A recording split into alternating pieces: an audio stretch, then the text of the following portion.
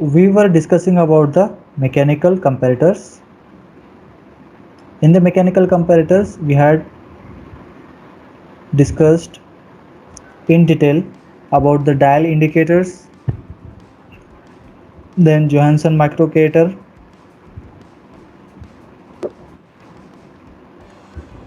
after that we had discussed about the combination of mechanical and optical comparator, which is known as mechanical optical comparator. Then second type of mechanical optical comparator is optical projector. Mechanical optical comparator का working principle और optical projector का working principle almost same ही है, ठीक है। This machine is called as profile optical projector comparator. ये कैसे काम करती है देखते हैं हम लोग आज।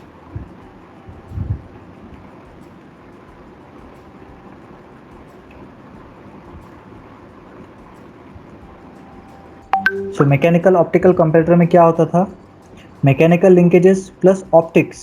ऑप्टिक्स मतलब लाइट सोर्स रहेगा, एक लाइट बीम वहाँ से प्रोजेक्ट होगी और उसकी मदद से जो रीडिंग्स हमको मिलती हैं, ये सारे अरेंजमेंट की मदद से जो रीडिंग्स मिलती है उसको क्या बोलेंगे हम लोग, वहाँ पे मैकेनिकल ऑप्टिकल कंपैरेटर की रीडिंग्स बोलेंगे। अब व्हाट इज कंपैरेटर?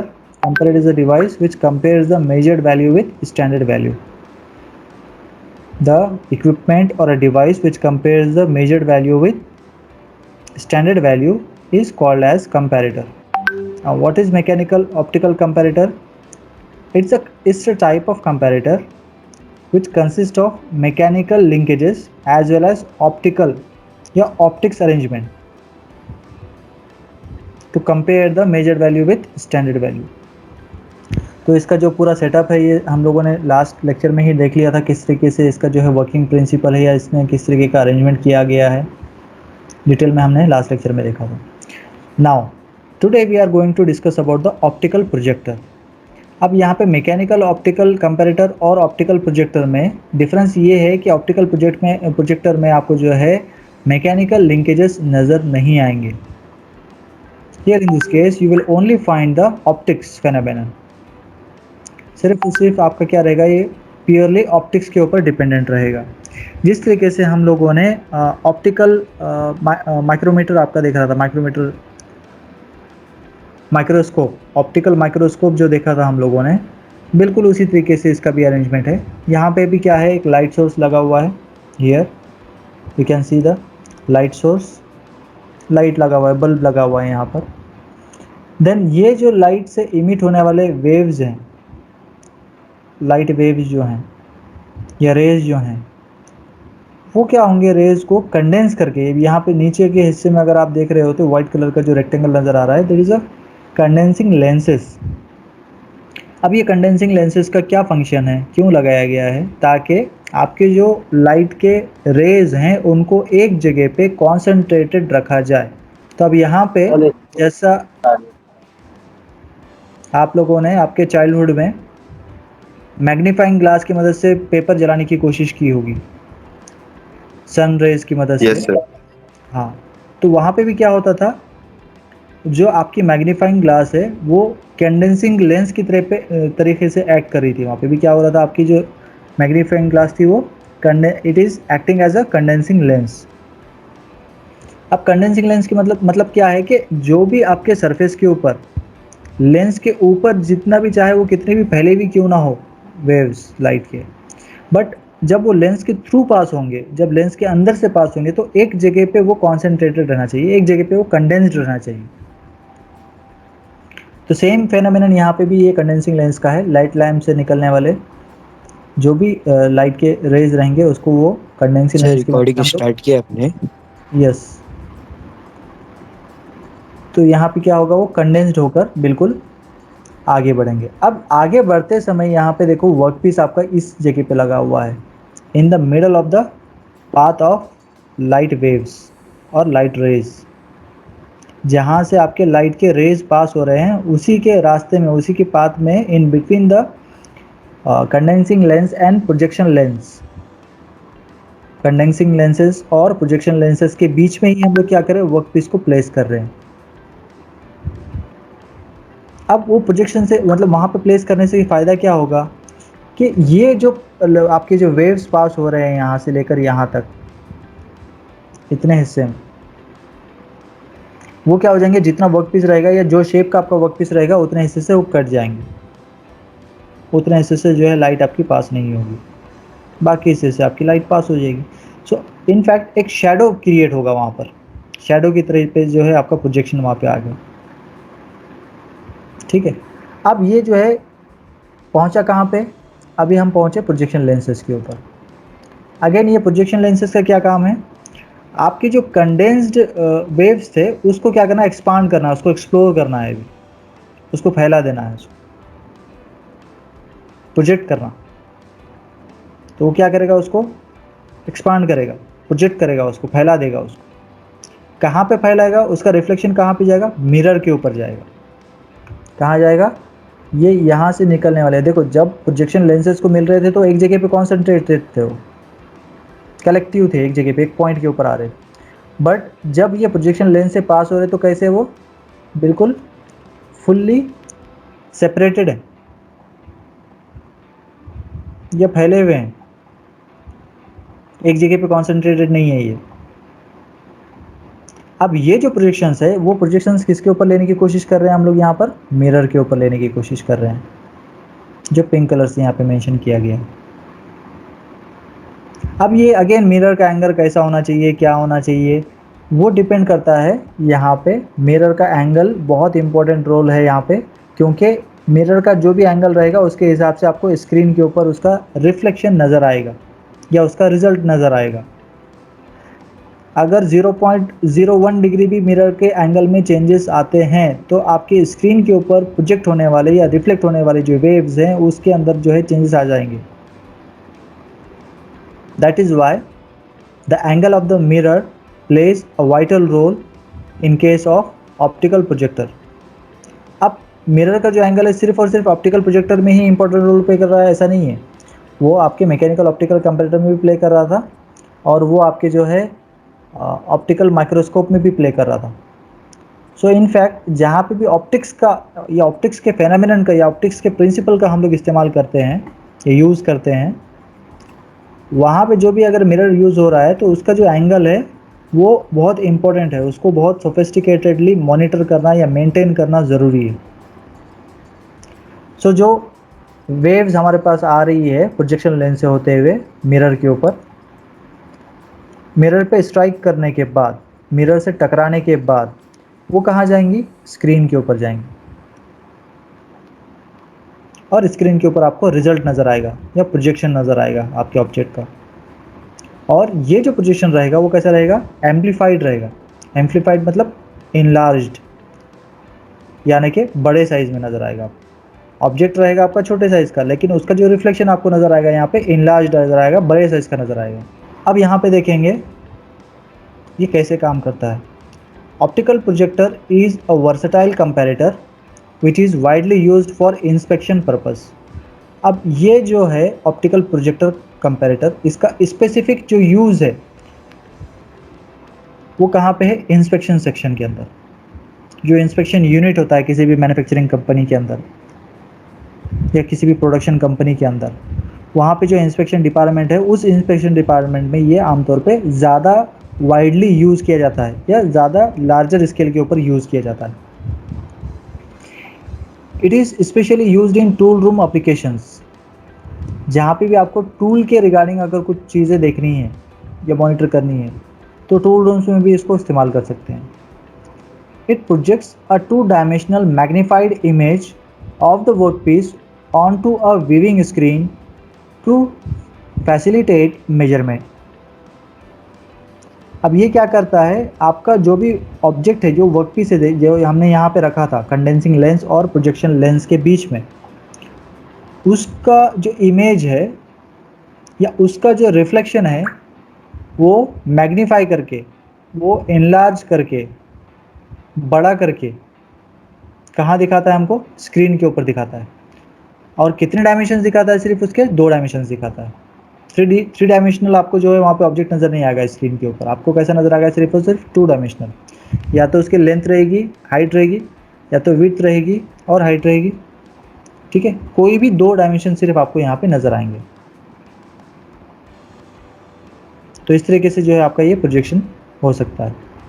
तो आपके चाइल्डहुड में अगर आप लोगों ने जो है कैंडल के फ्लेम के साथ अगर खेला होगा, तो अगर जितना क्लोज अगर आप कैंडल के फ्लेम के आपकी फिंगर रखते हो, उतना ही बड़ी साइज़ की फिंगर आपको जो है दीवार के ऊपर उसका रिफ्लेक्शन देखने को मिलेगा या शैडो देखने को मिलेगा।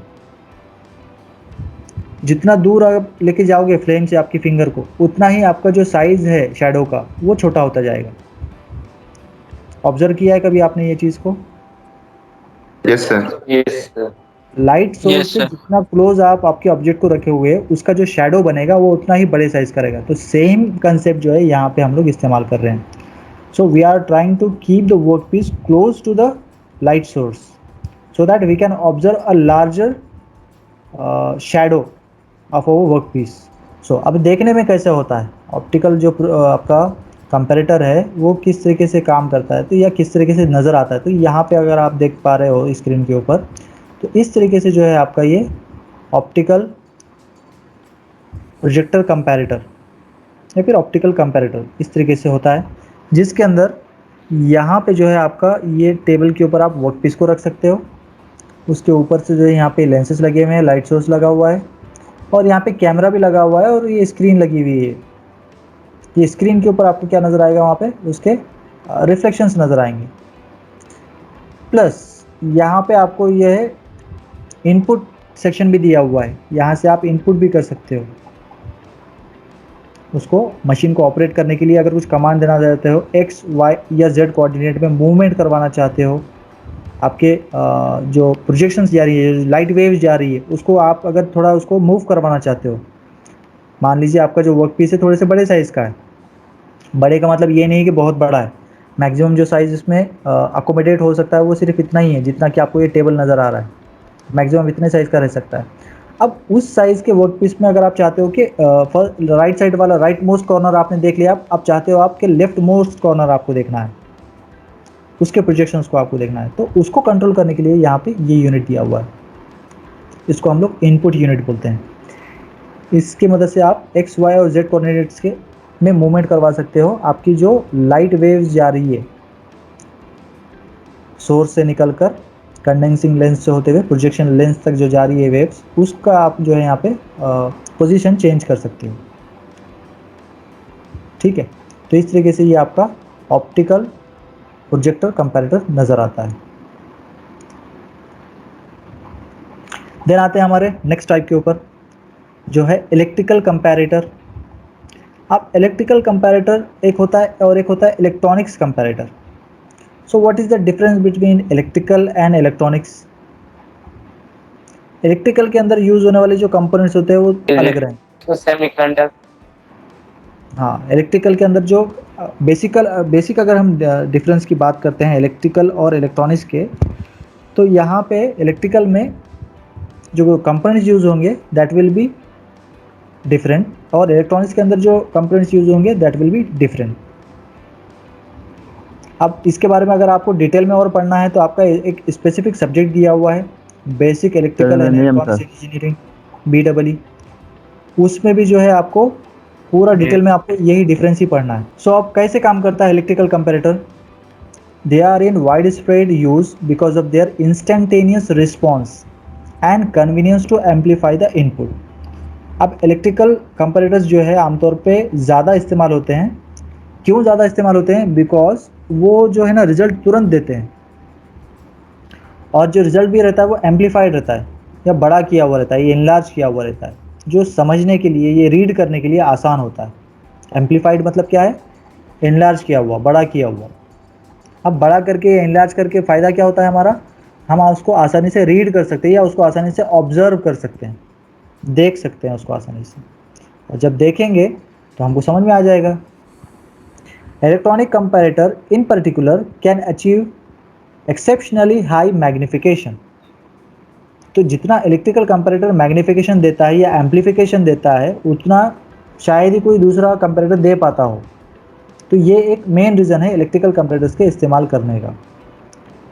The mechanism carrying the pointer is very light and not sensitive to vibrations. अब यहाँ पे जो पॉइंटर लगा हुआ है, आगे इमेज में आपको नज़र भी आ जाएगा किस तरीके का डिवाइस है वो। तो उसमें जो पॉइंटर लगा हुआ है वो बहुत ही लाइट वेट है, बहुत ही पतला सा है, और पतला होने के बावजूद वाइब्रेशंस का कोई उस पर फ़र्क नहीं पड़ता है।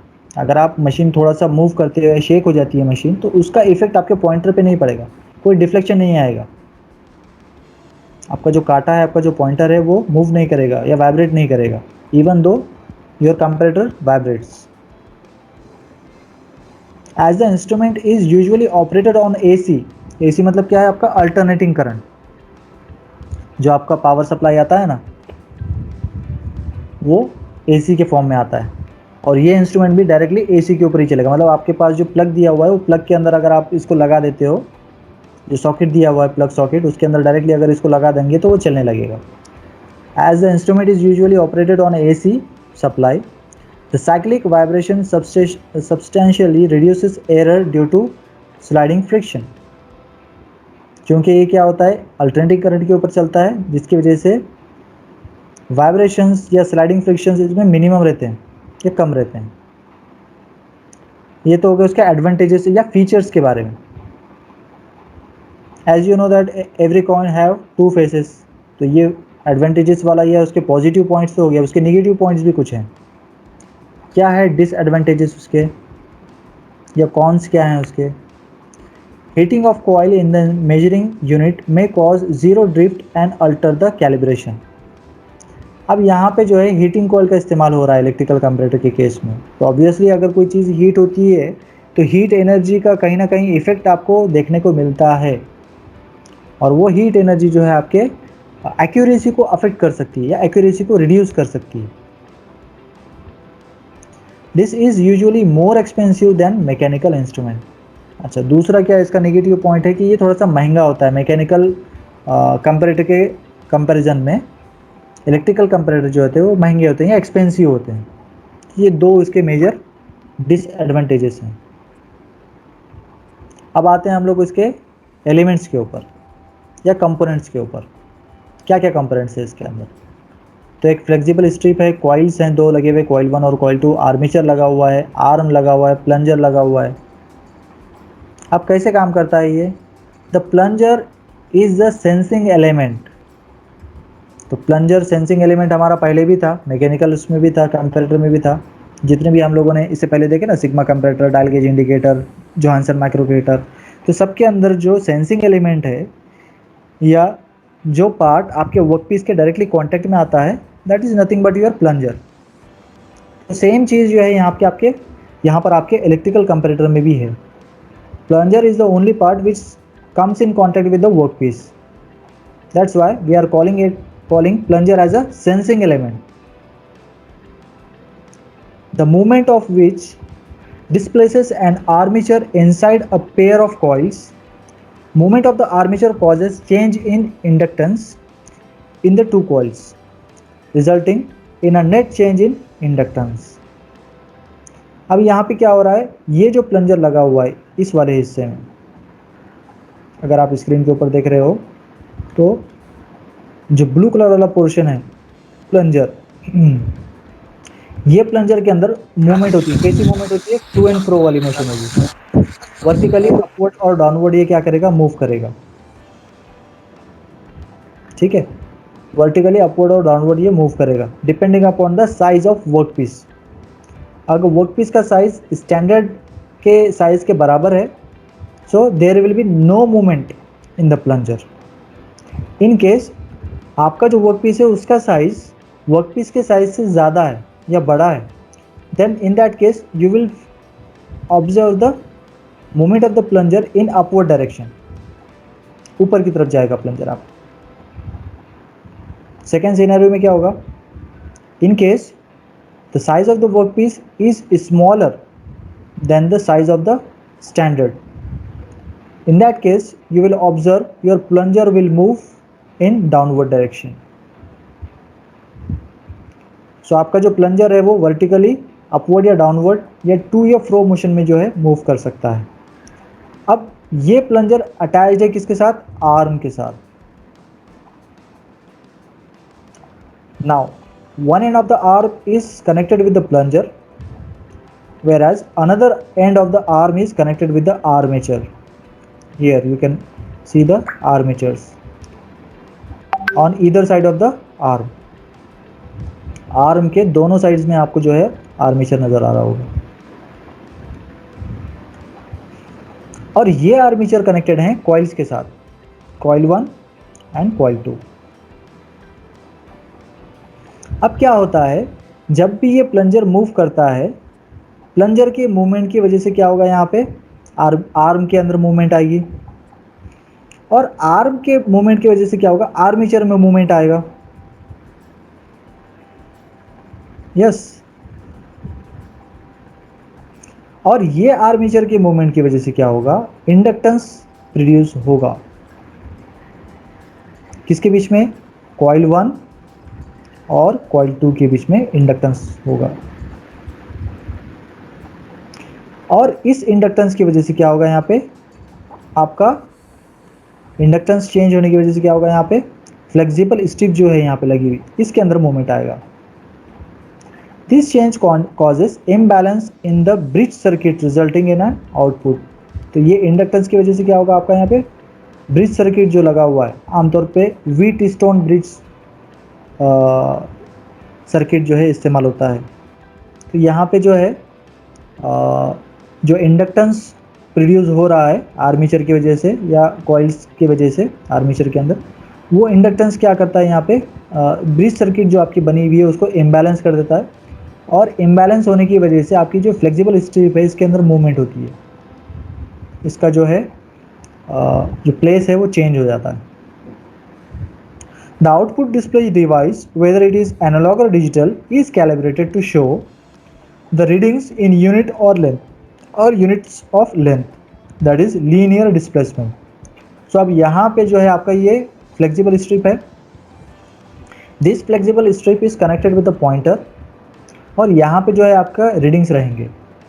अब रीडिंग्स जो है किस तरीके से रह सकती है, रीडिंग्स जो है आपकी इस तरीके का डिस्प्ले यूनिट हो सकता है आपका। और एक इम्पॉर्टेंट हमने इसका प्रो पढ़ा था या फिर इसका एडवांटेज पढ़ा था, इसके अंदर जो पॉइंटर यूज़ किया जाता है बहुत ही लाइट वेट का होता है, बहुत ही इसका जो वेट रहेगा, ओवरऑल जो वेट रहता है वो कम रहता है, छोटा रहता है। तो ये एक इसका क्या है, पॉजिटिव पॉइंट है। क्यों पॉजिटिव पॉइंट है, आपके जहन में आना चाहिए कि भाई लाइट वेट होने का इससे क्या ताल्लुक है, एडवांटेज से क्या ताल्लुक है, या पॉजिटिव होने से क्या ताल्लुक है। जितना लाइट वेट रहेगा उतना ज़्यादा उसके अंदर जो है मूवमेंट आसानी से आ सकता है, with lesser magnitude of the input अगर छोटे से मैग्नीट्यूड का भी है तो वो भी आपको जो है आसानी से यहाँ पे वो डिफ्लेक्ट करके दिखा देगा। अगर पॉइंटर बड़ा है, हेवी है या बल्कि है, तो उसको इनपुट भी जो है बड़ा आएगा तो ही उसके अंदर कुछ मूवमेंट होगा। आ रही है बात समझ में?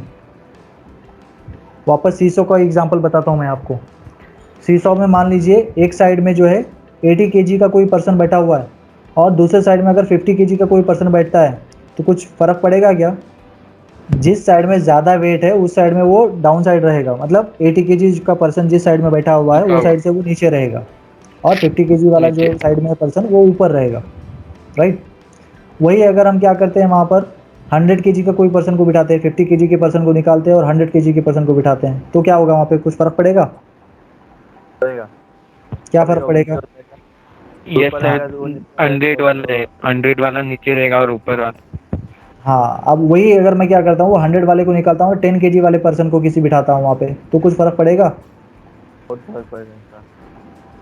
क्या फ़र्क पड़ेगा? तो 80 वाला नीचे हो जाएगा, 100 वाला 10 वाला ऊपर हो जाएगा। ओके, अभी वो 10 kg वाले पर्सन को निकाल देता हूँ और 5 kg वाले पर्सन को बिठा देता हूँ, देन अभी कुछ फ़र्क पड़ेगा? हाँ सर, पड़ेगा ना। कैसे तो पड़ेगा? 80 के जो वाला वही रहेगा, ऊपर नीचे हो 80 kg जाएगा। वाला 80 kg वाला अपनी जगह पे रहेगा ना, उसको क्या फ़र्क पड़ेगा 5 kg के डिफरेंस से? उसको नहीं कोई फर्क पड़ेगा। हाँ, तो वही बताना चाह रहा हूँ मैं कि अगर छोटी क्वांटिटी अगर हम यहाँ पे मेजर करना चाहते हैं और आपका पॉइंटर बड़े साइज़ का, ये हेवी है, इसका वेट अगर ज़्यादा है पॉइंटर का, तो उसको इनपुट जो देना पड़ेगा अपने को वो उतना हेवी देना पड़ेगा, उतना ज़्यादा इनपुट देना पड़ेगा, लार्जर मैग्नीट्यूड में आपको इनपुट देना पड़ेगा। Getting it? मैं क्या समझाना चाह रहा हूँ? आपका पॉइंटर जितना हल्का रहेगा उतना Yes. अच्छा है आपके लिए, उतना वो जल्दी सेंस कर लेगा। वहाँ पे अगर छोटे अमाउंट का भी कोई फोर्स अप्लाई होती है या छोटा सा भी वेरिएशन उसके अंदर अगर कोई आता है तो वो क्या करेगा, उसको तुरंत ही सेंस कर लेगा। तो लाइट वेट के पॉइंटर बनाने का यही रीज़न है कि वो छोटे से छोटा अगर इनपुट अगर उसको मिलता है तब भी वो वहाँ पे डिफ्लेक्शन दे और करेक्ट रीडिंग्स दिखाए। That is the reason behind choosing the light weight pointers. Okay, so this is how your electrical comparator works. अब इलेक्ट्रिकल कंपैरेटर के अंदर क्या है, कॉइल्स यूज़ हो रहे हैं, आर्मेचर यूज़ हो रहा है और आर्म यूज़ हो रहा है, और इंडक्टेंस यहाँ पे प्रोड्यूस किया जा रहा है, ठीक है। और उसी के साथ साथ ब्रिज सर्किट का भी जो है फेनोमेनन का यहाँ पे इस्तेमाल किया जा रहा है। So this is how your electrical comparator works. अभी देखने में किस तरीके से होता है, ये इलेक्ट्रिकल कंपैरेटर इस तरीके से होता है देखने में, and this comparator is available in our institute. तो अगर आप आओगे और BW की लेबोरेटरी में जाओगे ना, तो BW की लेबोरेटरी में ये रखा हुआ है, वहाँ पे आप ये देख सकते हो। आपको प्रैक्टिकल भी रहेगा मेरे हिसाब से, इसमें BW में कुछ प्रैक्टिकल भी है इसके ऊपर आपको करना है। तो सेम आपको जो है मशीन वहाँ पे देखने को मिल सकती है। अब ये जो डिस्प्ले यूनिट है, ये चाहे एनालॉग भी लगा सकते हैं हम, डिजिटल भी लगा सकते हैं। अब इस मशीन में पर्टिकुलरली अगर हम इस एग्जांपल की बात करते हैं तो यहाँ पे डिजिटल आपका डिस्प्ले यूनिट लगा हुआ है। ओके, अब ये यहाँ पे एक कंपनी का एग्जांपल दिया हुआ है, औरामेक इलेक्ट्रॉनिक कंपैरेटर, ठीक है। Single line display counter unit is provided which displays signals from the probe in digital form. Resolution of this unit is selectable from 0.0001 mm to 0.001 mm, ठीक है। तो माइन्यूट से माइन्यूट वेरिएशंस को भी sense करने के लिए ये कन्वीनियंट होता है या सूटेबल होता है। तो यही रीज़न है कि इलेक्ट्रिकल कंपैरेटर जो है बहुत सारी जगहों पे इस्तेमाल किया जाता है। This is the first point which I had discussed earlier. They are in widespread use because of their instantaneous response and convenience to amplify the input. अगर 0.0001 का भी अगर आपको कोई वेरिएशन मिलता है तो भी वो क्या करेगा, उसको डिस्प्ले करेगा, वो भी इंस्टेंटेनियसली, तुरंत करेगा, मिनिमम टाइम में करेगा। ओके, ऐसे उसको हैंडी भी बनाया जा सकता है। हैंडी मतलब क्या है, पोर्टेबल, आप उसको मूव भी कर सकते हो। इलेक्ट्रॉनिक गेज के नाम से भी जाना जाता है इसको। An electronic gauge for measuring bore diameter, bore मतलब क्या, depth of hole, bore diameter. The measuring head is equipped with 3 carbide tipped steel pins for wear resistance. द LED displays the reading 29.158 millimetres, ठीक है। यहाँ पे देखो 29.158 millimetres जो है रीडिंग्स आपको मिल रही है। ये आपका डिजिटल डिस्प्ले यूनिट है। और ये जो है इसका ये प्लंजर जो है कहाँ गया है, अंदर गया है, होल के इनसाइड में गया है। और क्या मेजर कर रहे हैं हम लोग, होल का डायमीटर मेजर कर रहे हैं। जो इनर होल किया हुआ है ना, इसके अंदर जो होल है, वर्क पीस के अंदर बना हुआ जो होल है, उसका डायमीटर, इंटरनल डायमीटर मेजर करने के लिए यहाँ पे उसको यूज़ किया जा रहा है। और ये जो टिप बनी हुई है, इलेक्ट्रॉनिक गेज की जो टिप बनी हुई है, वो टिप किससे बनी हुई है, कार्बाइड स्टील से। अब कार्बाइड स्टील से क्यों बनाते हैं उसको, ताकि वियर कम से कम हो, because the only part of the electronic gauge which comes in contact with the work piece is the tip part और द टॉप मोस्ट पोर्शन जो अंदर गया हुआ है, बस उतना ही हिस्सा जो है आपके वर्क पीस के साथ कांटेक्ट में आता है हमेशा। अब इतना ही पोर्शन कांटेक्ट में आ रहा है वर्क पीस का, मतलब सबसे ज़्यादा वियर एंड टियर अगर इस कंपोनेंट में कहीं हो रहा है, या सबसे ज़्यादा अगर कोई चीज़ ख़राब हो रही है, या सबसे ज़्यादा अगर फ्रिक्शन किसी पार्ट में अगर हो रहा है, तो वो सिर्फ आपका टिप वाला एरिया है। तो इसको क्या कर रहे हैं, वहाँ पे वियर रेजिस्टेंट बनाने के लिए कार्बाइड स्टील का इस्तेमाल किया जा रहा है, ताकि उसका वियर तो हम ज़ीरो नहीं कर सकते, क्योंकि जब भी दो सरफेसेस कांटेक्ट में आएंगे ऑब्वियसली वहाँ पे फ्रिक्शन होगा, और जब भी फ्रिक्शन होगा इसका मतलब क्या होगा, हमारे वियर एंड टियर होगा मटेरियल का। अब वियर एंड टियर हो रहा है उसको तो अवॉइड नहीं कर सकते, लेकिन उसको हम मिनिमाइज़ कर सकते हैं। उसको ज़ीरो तो नहीं कर सकते, लेकिन उसको कुछ हद तक कम कर सकते हैं हम लोग। तो कम करने के लिए हम ऐसा मटेरियल यहाँ पे इस्तेमाल कर रहे हैं जिसका वियर रेजिस्टेंस कैपेसिटी बहुत ज़्यादा है। सो आमतौर पे कार्बाइड के जो स्टील्स होते हैं, कार्बाइड स्टील जो होता है उसका वियर रेजिस्टेंस का कैपेसिटी बहुत हाई होता है। That's why the tips of the electronic gauge are made by the carbide बोलो स्टील्स। देन आते हैं हमारे नेक्स्ट टाइप के ऊपर।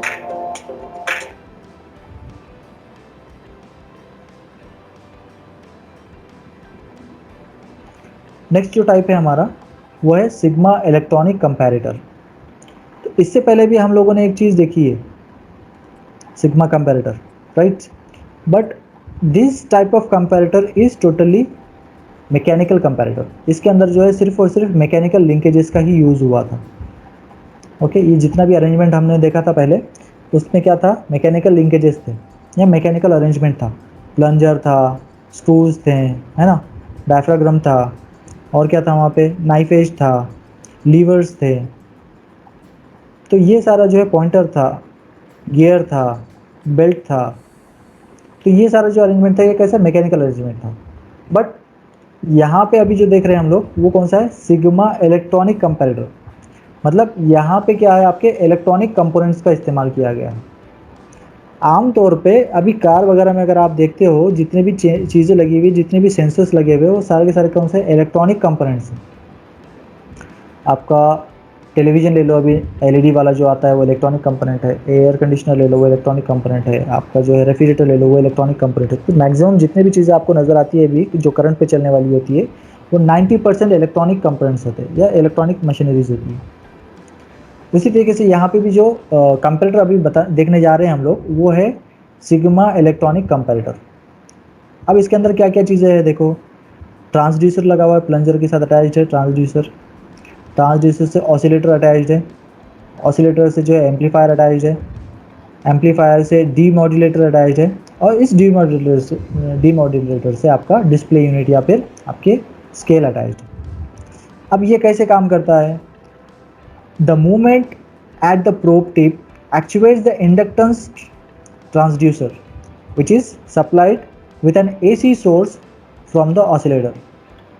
तो यहाँ पे जो मूवमेंट होगा, अभी वर्कपीस कहाँ रखेंगे हम, यहाँ रखेंगे नीचे, प्लंजर के नीचे, ठीक है, इस तरीके से। तो यहाँ पे जो भी मूवमेंट होगा प्लंजर का वो किसको अफेक्ट करेगा, ट्रांसड्यूसर को अफेक्ट करेगा। अब ये ट्रांसड्यूसर का जो अफेक्ट है वो कहाँ पे जाएगा, ऑसिलेटर में जाएगा। किस तरीके से अफेक्ट करेगा वो, इंडक्टेंस क्या करेगा, यहाँ पे इंडक्टेंस को एक्टिवेट कर देगा ऑसिलेटर के अंदर, ठीक है। अब उसका रिजल्ट क्या होगा यहाँ पे, क्यों होगा, क्योंकि इसको क्या किया हमने, एसी सप्लाई दिया हुआ है, अल्टरनेटिंग करंट का जो है पावर सोर्स दे रखा है हमने। देन ऑसिलेटर क्या करेगा, ये जो उसका जो आउटपुट आया है या उसके अंदर जो वेरिएशंस आए थे उसको क्या करेगा, यहाँ पे आगे फॉरवर्ड कर देगा, किसको, एम्पलीफायर को। बट ऑसिलेटर के अंदर जो इफेक्ट्स रहेंगे वो कैसे रहेंगे, मिनिमम इफेक्ट्स रहेंगे। सिग्नल्स जो रहेंगे, सिग्नल्स कैसे रहेंगे, बहुत स्मॉल साइज में रहेंगे, छोटे रहेंगे, उसको देखना या ऑब्जर्व करना थोड़ा सा मुश्किल रहेगा। तो अब हम क्या करेंगे, उसको एम्पलीफायर को भेजेंगे। एम्पलीफायर मतलब क्या, एम्पलीफायर मतलब क्या, उसके नाम में लिखा हुआ है उसका काम, क्या काम करेगा ये कंपोनेंट, एम्पलीफाई करेगा, वो इनलार्ज करेगा, बड़ा करके दिखाएगा। किसको बड़ा करके दिखाएगा, सिग्नल्स को, एसी सिग्नल्स। एसी सिग्नल्स को इनलार्ज करने का या एम्पलीफाई करने का जो फंक्शन होता है वो आपके एम्पलीफायर का होता है। देन एम्पलीफायर से निकल के क्या होगा देखते हैं अभी। The transducer converts this moment into electrical signal which is then amplified and feed via an oscillator to the demodulator. The current in DC form then passes to the meter and the probe tip movement is displayed as a linear measurement over a circular scale. अब ये demodulator क्या करेगा, ये जो AC signals थे इनको DC में convert कर देगा, डायरेक्ट करंट में कन्वर्ट कर देगा। क्या करेगा ये demodulator, it will convert the AC larger AC signals into DC current या DC signals। तो अल्टरनेटिंग करंट को क्या किया इसने, डायरेक्ट करंट के अंदर कन्वर्ट कर दिया। और इसका जो इनपुट रहेगा वो कहाँ पे मिलेगा आपको? डिस्प्ले यूनिट के अंदर मिलेगा। कहाँ मिलेगा? डिस्प्ले यूनिट में। अब डिस्प्ले यूनिट्स में क्या लगे रहेंगे आपके? अगेन सेम वैसा ही अरेंजमेंट रहेगा डिस्प्ले यूनिट में जैसा हम लोगों ने पहले भी देख लिया था। किस तरीके वाला? इस तरीके वाला। ये जैसा स्केल नज़र आ रही है ना आपको, मार्किंग्स दी हुई रहेगी, पॉइंटर रहेगा उसमें, मार्किंग्स दी हुई रहेगी, और इस तरीके से जो है आपका डिस्प्ले यूनिट यहाँ पे रहेगा। अब ये जो डिस्प्ले का टाइप है, ये कौन सा टाइप है? Analogue type of display. कौन सा टाइप है ये? एनालॉग टाइप का डिस्प्ले है। तो सेम एनालॉग टाइप का डिस्प्ले जो है यहाँ पे हम लोग इस्तेमाल कर रहे हैं इन case of sigma electronic comparator. तो इसके अंदर क्या है? सारे इलेक्ट्रॉनिक्स कंपोनेंट लगे हुए हैं, that is why it is called as electronic comparator. ठीक है। अब कैसे आता है, देखने में कैसे होता है? इस तरीके का अरेंजमेंट रहेगा सिग्मा इलेक्ट्रॉनिक कंपैरेटर का। ठीक है, ये आपका डिस्प्ले यूनिट होगा। देन आते हैं नेक्स्ट टाइप के ऊपर, जो हम लोगों ने पहले भी डिस्कस कर लिया था, न्यूमेटिक कंपैरेटर्स के बारे में, है ना। न्यूमेटिक कंपैरेटर हम लोगों ने पहले भी देख लिया है, इस तरीके वाला। अब न्यूमेटिक कंपैरेटर क्या काम करता है या किस फेनोमेनन पे काम करता है? हाई प्रेशराइज्ड एयर के फेनोमेनन के ऊपर ये काम करता है। जैसा आप लोग जो है टायर के अंदर हवा भरवाने के लिए जाते हो हाई प्रेशराइज्ड एयर जो है आपके टायर के अंदर या ट्यूब के अंदर जो है फिल करवाने के लिए जाते हो, बस वही सेम कंसेप्ट जो है यहाँ पे भी है। हाई प्रेशराइज्ड एयर का ही इस्तेमाल हो रहा है to compare the measure value with standard value. इसको एयर गेज के नाम से भी जाना जाता है या फिर न्यूमेटिक कंपैरेटर भी बोलते हैं इसको। It is use to compare the workpiece dimensions with master gauge by means of air pressure और flow of air. Master gauge मतलब क्या है हमारा? स्टैंडर्ड। मास्टर गेज किसको बोलेंगे हम लोग? स्टैंडर्ड को बोलेंगे, या रेफरेंस, जिसके साथ हमको वर्क पीसेस के डायमेंशंस को कंपेयर करना है। The pneumatic gauge provides gauging of several features at once. It has become essential part of production inspection in the industries. तो न्यूमेटिक कंपैरेटर आपको बहुत सारे इंडस्ट्रीज में देखने को मिलता है। ठीक है, क्योंकि ये सिंपल है, बहुत यूज़ करना इसको बहुत सिंपल है। It is possible to gauge length, diameter, parallelism, concentricity, etc. तो इससे पहले मैं आपको बोला था कि ये जो है आपका न्यूमेटिक कंपैरेटर कहाँ कहाँ पे काम में आता है? ये राउंडनेस, टेपरनेस, सर्कुलरनेस या ओवेलिटी, ये मेजर करने के काम में आता है आपका न्यूमेटिक कंपैरेटर। तो इस तरीके के एप्लीकेशंस में, बहुत ज़्यादा एप्लीकेशंस में जो है इसको यूज़ किया जा सकता है effectively. That is why it is most preferable comparator in the inspection department of any manufacturing industry. It is possible to gauge length, diameter, parallelism, concentricity etcetera using simple setup. अब इसमें दो types के होते हैं, एक तो flow indicates the air velocity, दूसरा होता है pressure indicates the pressure in the system. तो दो टाइप्स के जो है यहाँ पे आपके न्यूमेटिक कंपैरेटर्स हो सकते हैं। तो फ्लो एयर गेज की अगर हम बात करते हैं तो यहाँ पे देखो फ्लो एयर का फ्लो के ऊपर जो काम करने वाला है, तो आपका जो है हाई प्रेशराइज्ड एयर या फिर कॉम्प्रेस्ड एयर, वो यहाँ से आएगी, इस एरिया से आएगी और यहाँ पे एंटर कर लेगी आपके फिल्टर के अंदर। फिल्टर में क्या होगा? वो उसके अंदर अगर कोई डस्ट पार्टिकल्स वगैरह हैं, अनवांटेड सेगमेंट्स हैं, पिगमेंट्स हैं, वो एलिमिनेट हो जाएंगे। Then high pressurized filtered air is passes through the wall. अब ये वॉल बंद चालू करके हम एयर के फ्लो को रोक सकते हैं या चालू बंद कर सकते हैं, ऑन ऑफ कर सकते हैं। देन यहाँ से निकल के कहाँ जाएगा? वो ग्लास कॉलम के अंदर जाएगा। ग्लास कॉलम के अंदर एक फ्लोट लगा हुआ है। ठीक है, ये फ्लोट तैरते रहेगा, फ्लोट करते रहेगा। ये जो पार्ट है वो फ्लोट करता रहेगा, ऊपर तैरते रहेगा। किसके हिसाब से फ्लोट करेगा? वो depending on the pressure of the air. जितना ज़्यादा प्रेशर है उतना ऊपर हो जाएगा, जितना कम प्रेशर रहेगा उतना नीचे फ्लोट करेगा। देन उसके बाद ऊपर बढ़ते हैं हम लोग। ऊपर क्या दिया हुआ है आपको? यहाँ पे एयर ब्लीड के लिए एक दिया हुआ है सेक्शन। दूसरा एडजस्टमेंट स्क्रू दिया हुआ है।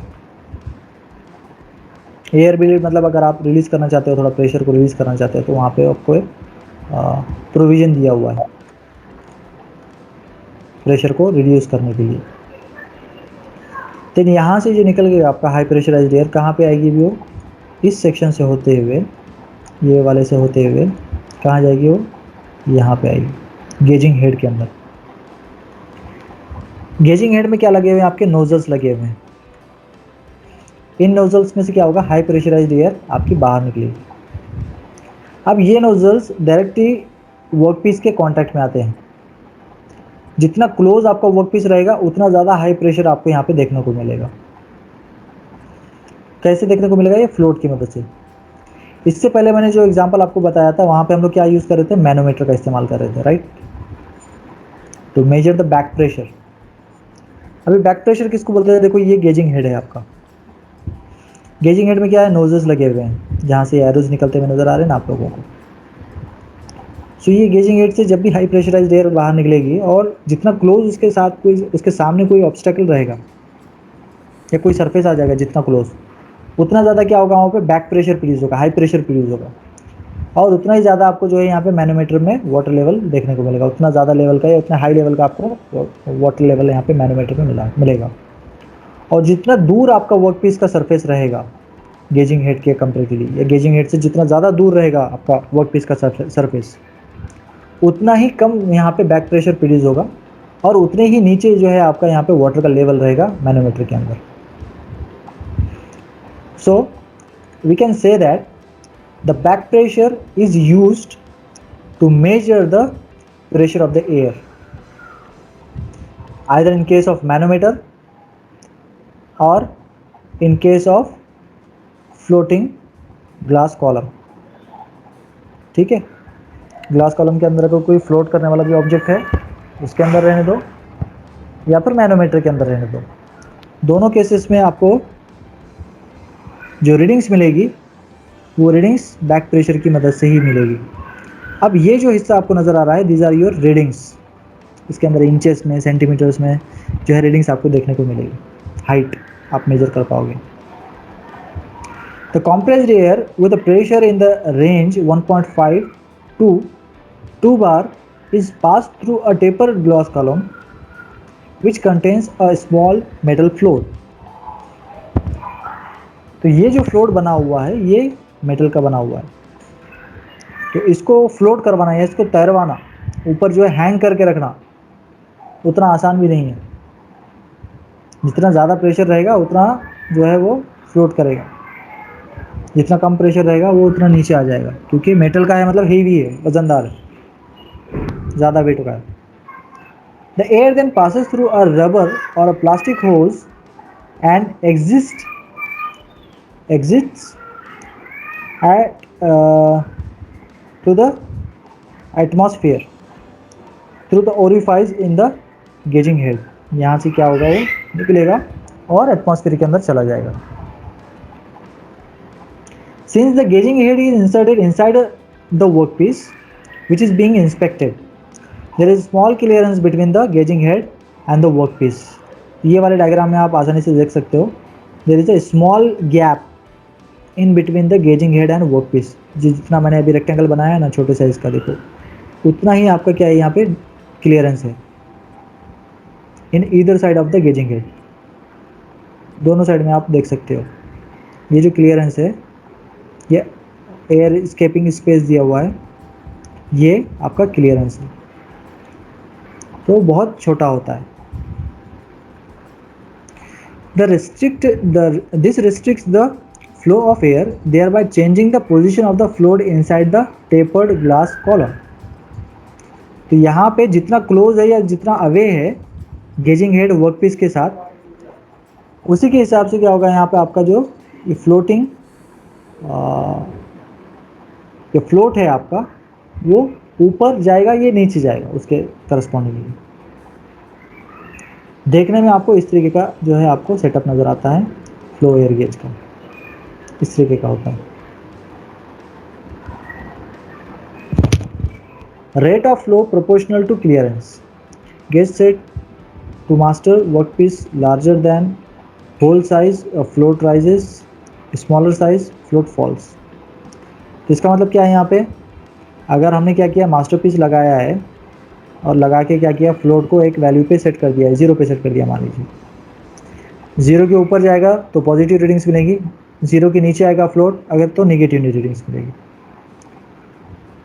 अब वर्कपीस का साइज अगर मास्टरपीस के साइज से ज़्यादा है, in that case your float will go in upward direction, rise होगा, ऊपर जाएगा, and it will give you positive readings. Second वाले एग्जांपल पे देखते हैं अभी। If the size of the workpiece is smaller than the size of master और standard और reference piece, in that case your float will fall down, आपका जो float है वो नीचे की तरफ आएगा। इसका मतलब क्या आएगा, उस आपको नेगेटिव रीडिंग्स मिलेगी। इस तरीके से जो है आप फ्लो एयर गेज का इस्तेमाल कर सकते हो। अगेन मैंने आपको पहले भी बताया था कि आपका जो न्यूमेटिक कंपैरेटर है वो सिर्फ और सिर्फ बैक प्रेशर के ऊपर ही काम करता है। So this system uses a two orifice arrangement as shown in the figure. While the orifice O1 is called as control orifice and orifice O2 is referred to as the measuring orifice. एक controlling के लिए और एक measuring के लिए। The measuring head gets compressed air supply at a constant pressure P, which is called the source pressure.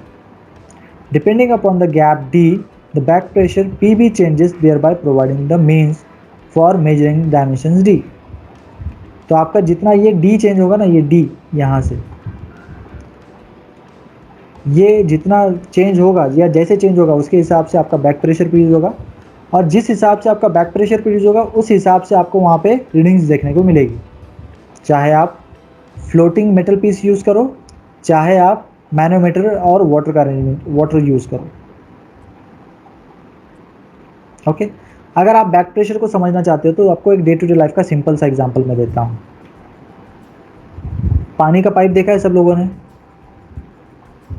Yes sir. पानी के pipe पे आप क्या करते हो, एक एंड उसका आपने कनेक्ट कर दिया टैप के साथ, आपके नल के साथ आपने कनेक्ट कर दिया और नल को ऑन भी कर दिया है, नल को क्या किया आपने, चालू कर दिया। तो क्या होगा, पाइप के दूसरे एंड से पानी निकलना चालू हो जाएगा कुछ देर बाद से।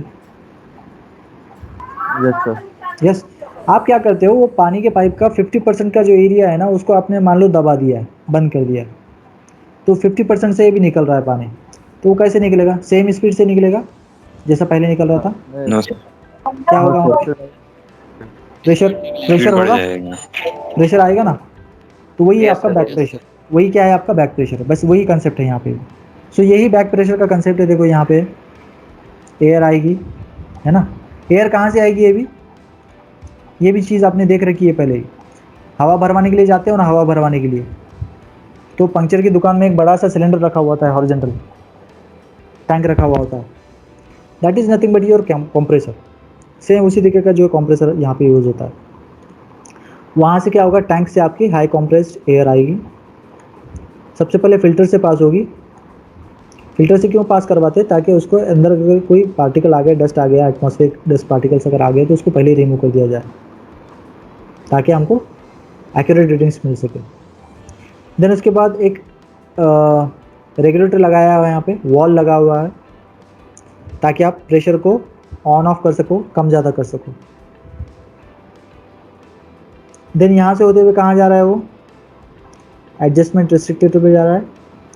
एडजस्टमेंट रेस्ट्रिक्टर से कहाँ जा रहा है, अच्छा एडजस्टमेंट रेस्ट्रिक्टर मतलब क्या कर रहा है, ये रेस्ट्रिक्ट कर रहा है, किसको रेस्ट्रिक्ट कर रहा है, वापस नहीं आने देगा, वो वन वे है, ये वन वे, सिर्फ वन वे देगा, जाने के लिए उसके पास प्रोविज़न, वापस आने के लिए कोई प्रोविज़न नहीं है उसके पास, ठीक है। तो ये वन वे क्या करेगा, यहाँ पे यहाँ से ऐसे इधर से जाने देगा उसको आगे, कहाँ से कहाँ, यहाँ से आएगा एयर, कर्सर नजर आ रहा है ना ब्लू ब्लैक कलर का, सर हाँ, तो यहाँ से हाई प्रेशराइज्ड एयर आएगी हमारी, और आके इस तरीके से आगे बढ़ते बढ़ते बढ़ते बढ़ते बढ़ते बढ़ते बढ़ते हमारे मेजरिंग हेड या फिर नोजल्स तक जाएगी। ये जो मेजरिंग हेड है वो आपके वर्कपीस के अंदर डाला हुआ है, जो हमने इससे पहले भी देखा था। ये वाले एग्जांपल में देखो अभी यहाँ पे ये मेजरिंग हेड कैसा होल के अंदर डाला हुआ है, बस वैसे ही जो है यहाँ पे हम लोग ये मेजरिंग हेड को होल के अंदर डाल के रखते हैं। अब ये जो होल का डायमीटर जितना बड़ा रहेगा, ये जितना ज़्यादा रहेगा, उतना ज़्यादा गैप आपको यहाँ पे देखने को मिलेगा। ये डी की जो बात कर रहे थे हम लोग, ये डी गैप डी, जितना बड़ा रहेगा होल का साइज़ या होल का डायमीटर जितना बड़ा रहेगा, डी उतना ज़्यादा बड़ा रहेगा। होल का साइज़ जितना कम रहेगा, डी उतना छोटा रहेगा। और उसी हिसाब से क्या होगा, जब भी हम यहाँ पे हाई प्रेशराइज्ड एयर को इंजेक्ट करते हैं या सप्लाई करते हैं, इन दैट केस यहाँ पे आसानी से अगर आपकी एयर निकल जा रही है बाहर, तो उतना कम प्रेशर यहाँ पे प्रोड्यूस होगा। बैक प्रेशर, टकरा के वापस आने वाला जो प्रेशर होता है वो बैक प्रेशर उतना कम होगा। और जितना क्लोज रहेगा सरफेस, डी जितना छोटा रहेगा, उतना ज़्यादा बैक प्रेशर आपको मिलेगा। तो ये बैक प्रेशर का जो इफेक्ट है ना, वापस इसी पैसेज से आता है और इधर से आके यहाँ चले जाएगा, इस वाले चैनल में चला जाएगा। ऑब्वियसली वो इधर भी जाने की कोशिश करेगा, मगर यहाँ पे जो है ना एडजस्टेबल रेस्ट्रिक्टर लगा हुआ है, तो ये रेस्ट्रिक्टर क्या करेगा, उसको वापस नहीं आने देगा। वन वे है, मैंने पहले भी बोला था आपको। ये सिर्फ इसके पास जाने का प्रोविज़न, वापस आने का कोई प्रोविज़न नहीं है इसके अंदर। वापस आने के लिए उसको सिर्फ एक ही रास्ता बचेगा, यहाँ जाना है उसको, जहाँ पे स्केल लगा हुआ है हमारा। तो इस तरीके से आप यहाँ पे रीडिंग्स ले सकते हो। And this is the phenomenon of back pressure. In the setup shown in the figure above, the back pressure is let into a Bourdon tube, which undergone deflection depending on the magnitude of air pressure. The deflection of the Bourdon tube is amplified by lever and gear arrangement and indicated on a dial. So we are talking about this section only. यहाँ पे कौन सी tube इस्तेमाल हो रही है, Borden tube का इस्तेमाल हो रहा है।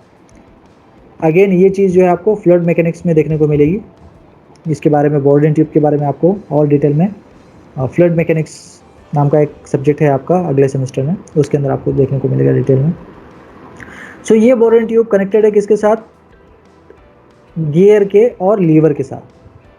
क्यों लगा रहे हैं हम लोग ये बोर्डन ट्यूब या गियर या लीवर, ताकि आपके जो बैक प्रेशर से जो आ रहा है, वापस जो एयर आ रही है हाई प्रेशराइज्ड एयर, उसको इनलार्ज किया जा सके, उसको एम्पलीफाई किया जा सके। और ये सारी चीज़ें कनेक्टेड है एक पॉइंटर के साथ, जो पॉइंटर यहाँ पे आप देख सकते हो। अगेन ये पॉइंटर के साथ जो है यहाँ पे ऊपर पॉइंटर के ऊपर स्केल बनाई गई है, मार्किंग्स दी गई है, इस तरीके की मार्किंग्स, ऐसे ही मार्किंग रहेंगे यहाँ पे भी, और इसी तरीके का पॉइंटर भी रहेगा, जिसकी वजह से आप यहाँ पे रीडिंग्स नोट डाउन कर सकते हो। This is how your pneumatic comparator works. तो इस तरीके का होता है, देखो ये यहाँ से आपका ये कनेक्टेड है टैंक के साथ, बाकी कंपोनेंट्स के साथ, और इस तरीके से हम जो भी होल आपको मेजर करना है उसके अंदर इसको इंसर्ट कर देते हैं और वहाँ से आपका बैक प्रेशर मेजर किया जाता है। तो ये जो है स्पेशल एक कंपनी का न्यूमेटिक कंपैरेटर है, जिसका यहाँ पे नाम भी दिया गया है। Now, what are the different advantages of air gauge? Hole may be checked for taperness, out of roundness, concentricity and irregularity. So आप टेपरनेस को इंडिविजुअली मेजर कर सकते हो, राउंडनेस को इंडिविजुअली मेजर कर सकते हो, कॉन्सेंट्रिसिटी को भी इंडिविजुअली मेजर कर सकते हो, और इरेगुलरिटीज, कहीं से कुछ बीच में उबड़ खबड़ आ गया है, रफ आ गया है, या टेपर्ड आते आते फिर बीच में प्लेन आ गया है, सिलेंड्रिकल आ गया है, तो ये सारे इरेगुलरिटीज़ को भी आप यहाँ पे चेक कर सकते हो और हर एक को इंडिविजुअली चेक कर सकते हो।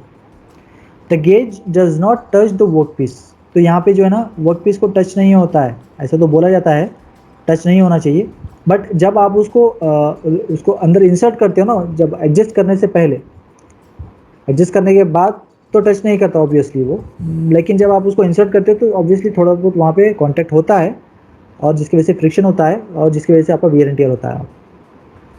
The gauging head are last longer than fixed gauges, इसकी जो लाइफ होती है वो ज़्यादा होती है as compare with the fixed gauges. More than one diameter may be checked at the same time, तो एक ही वक्त में आप दो अलग अलग डायमीटर्स भी चेक कर सकते हैं, ठीक है, with the same arrangement. Then applications कहाँ कहाँ पे यूज़ होता है, ये चीज़ हमने पहले भी देख ली थी, तो फास्ट अभी भी देख लेते हैं इसको वापस से। Pneumatic gauging is one of the widely used methods for inspection of holes. Holes जहाँ पे भी मेजर करना है वहाँ पे न्यूमेटिक कंपैरेटर का ही इस्तेमाल होता है, न्यूमेटिक गेज का इस्तेमाल होता है। The gauging element can be adopted to measure nearly any feature of the hole including diameter, roundness, squareness and straightness. So we can measure height of the gauge, plate straightness, squareness, depth of the hole, tube straightness and outside diameter. All these parameters can be checked with the help of pneumatic comparator or air gauge. Okay, so this is all about your gauges.